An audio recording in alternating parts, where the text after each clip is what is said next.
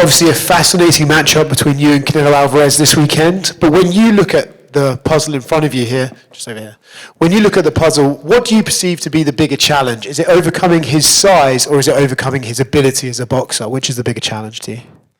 I don't know what challenge that he's going to pose on me. We got to wait till fight night to see.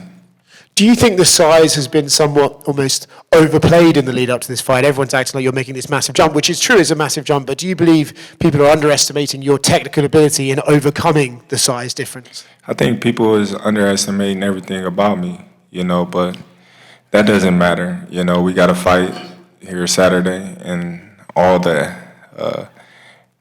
answers will be answered that night. Is there almost some pleasure you can take in the fact that people are kind of counting you out, because then when you do prove them wrong on Saturday, you get an extra bonus of being able to tell them I told you so? Oh, it's going to be all right. It's going to be good.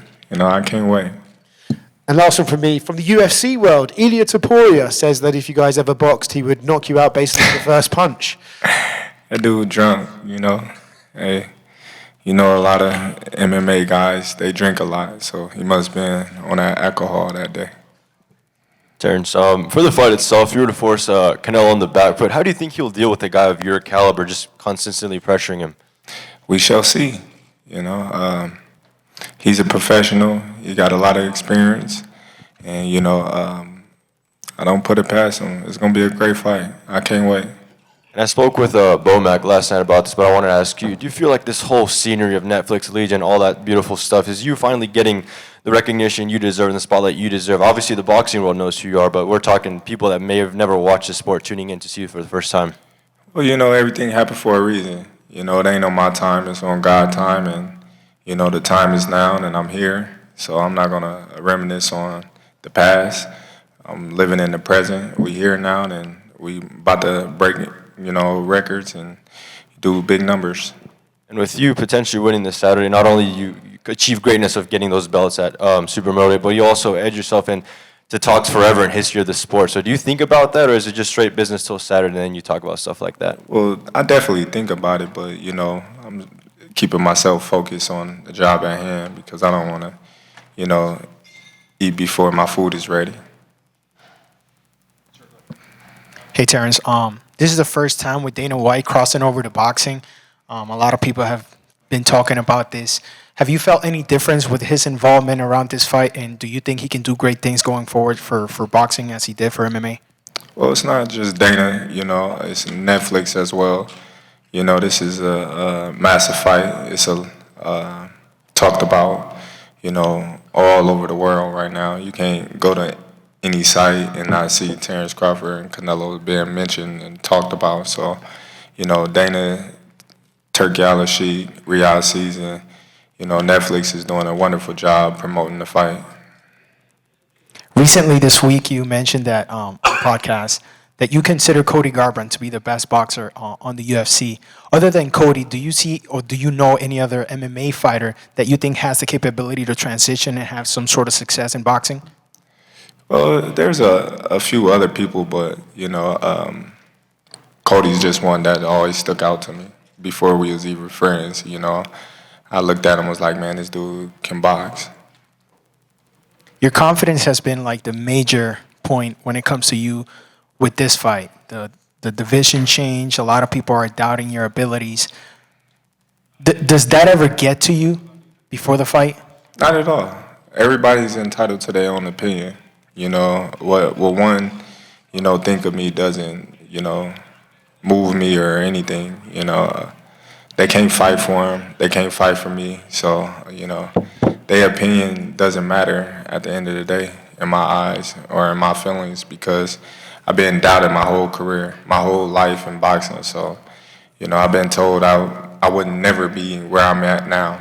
I was told that, I needed to get another job because I wasn't going to be a world champion. So many things that I've been told in my life that I just was like, okay, well, just watch me do it.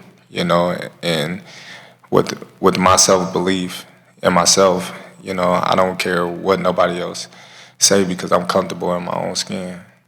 And does that confidence allow you to give us a prediction for Saturday night? A victory. I'm going to be victorious. Then everybody's going to be talking about it on Sunday. Thank you.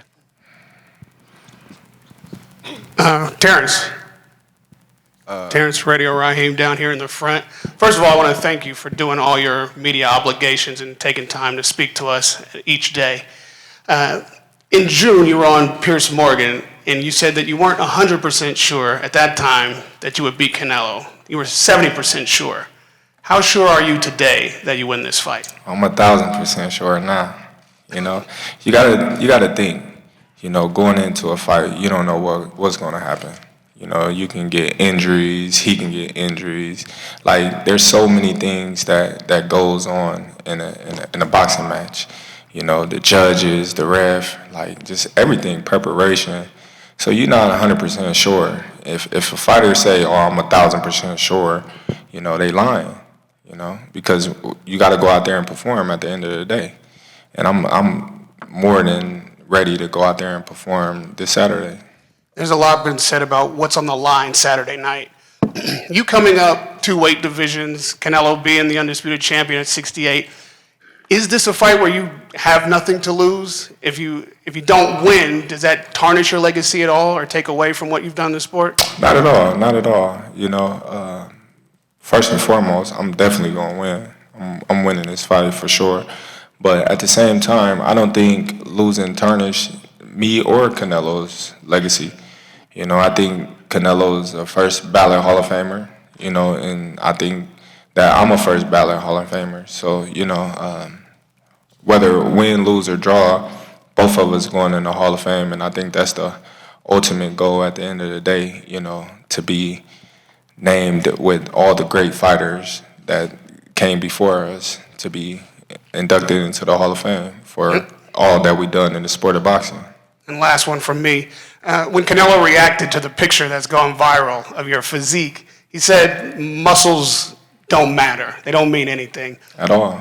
And there's been some who look at the fight at, there's some that have been looking at the fight at 154 against Majumov and say that that wasn't as impressive as a performance as you might have liked to have given. How do you feel at this weight, carrying that muscle, and what do you say about your performance at 154 pounds? Listen, like I said before, we're not going to talk about the past.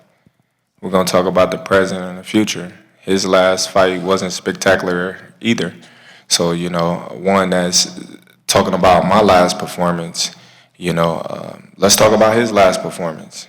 So don't do that on me and say, "Oh, well, your last performance was this," and you know, we got to talk about his last performance as well. Thank you. Hey, Terence, how are you? This is Chava Rodriguez from ESPN Knockout.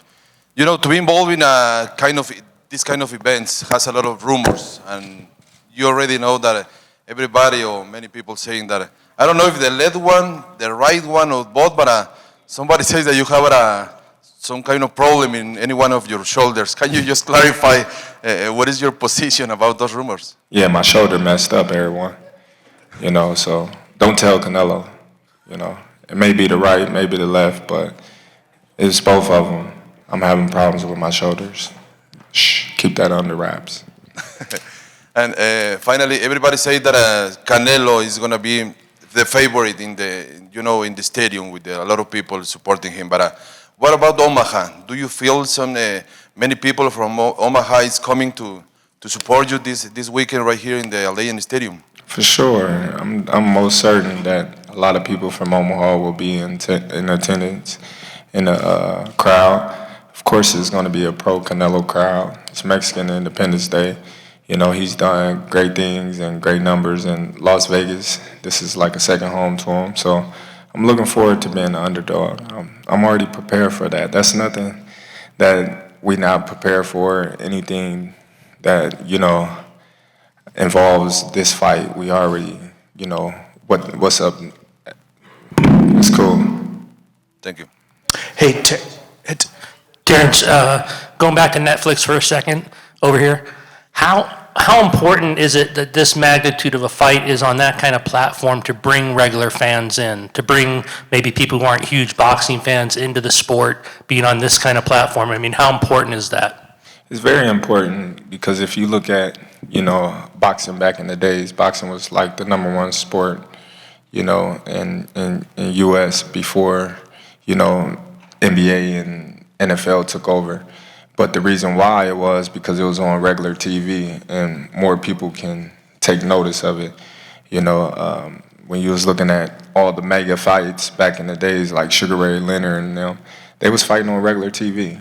So it's great to be able to be on Netflix, and it's great to have those people that don't have cable to be able to witness a fight like this. Hey, Terence, over here on your left. Terence, on your left. Hey, you've talked a lot about needing to see what Canelo throws at you. How are you approaching adjustments during this fight, and how do you approach adjustments in any fight? Is it something you look at from the first round on? No, it's just a feeling. I'm a experienced fighter. I've been doing it since I was 7 years old.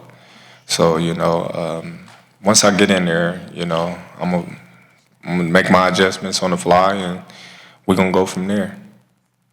Hey, Terence, to your right. Thanks for doing this. You described the night you were shot in 2008 as a turning point in your life. What, if anything, still stays with you from that moment, and what does it mean to you today? You said what? You described that, can you hear me? You described that the night you got shot in 2008 as a turning point in your life and your career. I'm just wondering if anything stays with you today from that. Not at all. Thanks, guys. Appreciate it. Thanks, Terence.